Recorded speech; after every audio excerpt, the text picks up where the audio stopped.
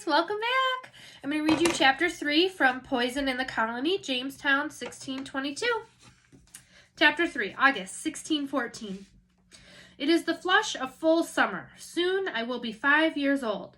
My mother's belly is tight and round, and my father has announced proudly to me that before long I will have a baby brother. I know the child is a girl, but I don't tell him. Right after breakfast, Samuel arrives at her cottage. Ready? He asks my mother. She is combing the knots out of my dark brown curls, and I am wincing with each pull. I'm glad Samuel has arrived to save me from this hair combing. Yes, Mom says. She ties back my hair, knots and all, and puts my bonnet on securely. Virginia, come. Let's see what you've learned. We set off for the meadow in the forest. My mother knew herbs and healing in England, taught by her mother, and Samuel learned about the herbs here in the New World from the natives when he lived in the Waraskaic village. Some of the herbs here are the same as in England, but many are not. Samuel taught the new ones to my mother, and they have both been teaching me. There is a din of crickets and cicadas, the sweet music of late summer. A crow watches from a tree, squawking out his comments, caw, caw. I am still too young to leave the fort on my own, and so this foray into the wild is a rare adventure. I am ecstatic. The forest is where the trees and plants, even the rocks and dirts, let me know they are alive, with the same life and joy that is in me. At the edge of the wood, I run to a tree and lay my palms against the trunk. I feel the life pulsing under the bark. Then I lean in close. Hello, I whisper. I bound away, knowing I won't exactly hear a hello back. I find a big rock and sit down on it. There is life here, though it is so quiet I have to sit very still to feel it. How are you today? I ask softly. I already know the answer. If the rock could speak, it would say happy. Next, I am on to the ferns, holding their fronds, feeling the life of water and sun running through them. Look at her, I hear my mother say to Samuel. Such a strange child. I snatch my hands away from the ferns. Quickly, I pick up a stick and look for some dirt to dig in. That is what other children would do. She's just having fun being out of the fort, Samuel tells my mother. Virginia, come here, my mother says. Let's see what you remember. I am very happy to be tested. For this, I am allowed to touch the plants without my mother worrying that I am acting strange. She thinks I am remembering what she has taught me on other visits to the meadow and forest, and some of it I do remember. But it is even easier to listen to each plant for the correct answer. I find a slippery elm tree. I recite how the inner bark can be made into a poultice to heal wounds, or taken as a medicine for sore throats. Then, at the forest's edge, I find a black raspberry, the leaves to speed childbirth, and the roots to treat the summer flux. Next, I find velvet soft leaves of mullein for coughs and earaches. I point to the stinging nettles. These I do not touch, for skin problems, I say, but since touching them causes skin problems, I think that staying away from them might be the best remedy of all. I find purple coneflower in full bloom. It's good for infections and fevers, I say. Mom claps her hands. Good girl, she says. It's also good for snake bites, I say, gently stroking the large, delicate petals. Mom shakes her head. No, that is not correct. I drop my hands to my side. The knowing is clear. This flower can help get rid of the poison of a snake bite. We should try it, I say very softly. Mom gives Samuel a worried glance. He simply shrugs. All right, you did quite well, Mom says. Soon the colonists will come to you for healing instead of your mom, Samuel teases. Mom gives me scissors so that I can help cut and gather the plants. As we work, I eavesdrop. Samuel tells my mother the news he has heard as he has traveled to other plantations and to Indian villages. Since the wedding in April, there's been no fighting. Not a single arrow or musket has been fired, Samuel says.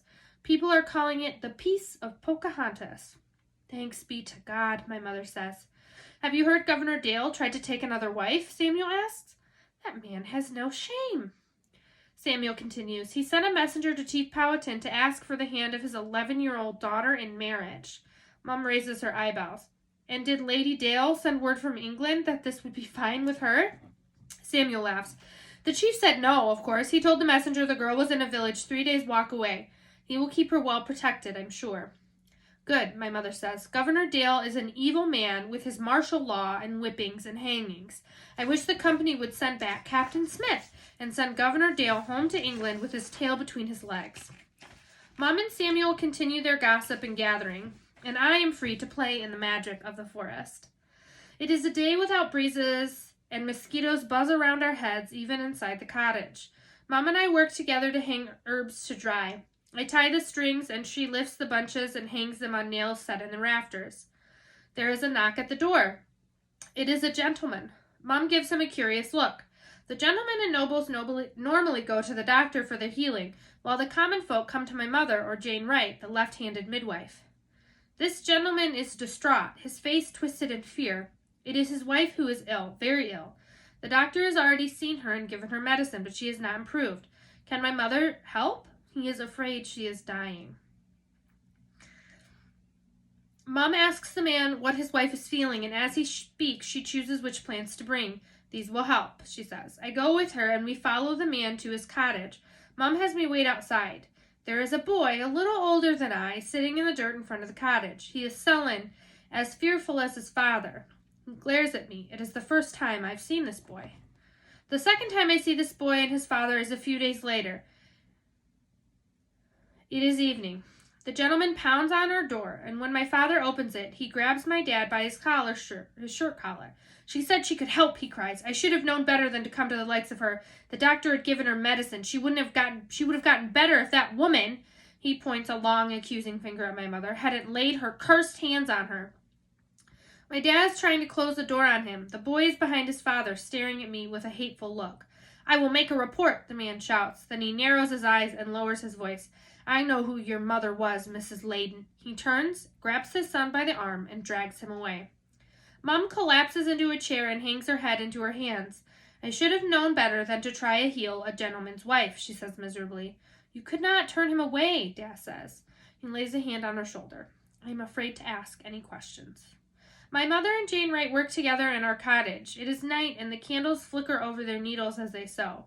They, and other women as well, have been assigned to make shirts for the servants of the colony. I am seated at the table with them, practicing my stitches with my own piece of cloth, needle, and thread. Now that I am almost 5, it is time I learn to sew. When I hear my mother yelp, I look up. It broke again, she says. There is a hint of desperation in her voice. The thread is bad. We won't have nearly enough to finish. Mom, use mine. I hold my little bit of thread out to her. She shakes her head. She and Anne are looking at each other. A trap? Mom asks Jane. Jane frowns. She picks at the woven cloth at the bottom of the shirt she is working on, and it begins to unravel. The thread that comes free is strong and good. A trap we might be able to avoid, she says. They work quickly, unraveling the bottoms of the shirt, using the good threads to finish their stitching. They have no choice. There is no other thread. I feel their panic, and I don't understand it. I try to rest my cheek against my mother's arm, but she shrugs me off.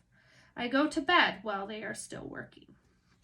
All right, guys, I hope you enjoyed that chapter, and I hope you come back for chapter 4. See you later. Bye.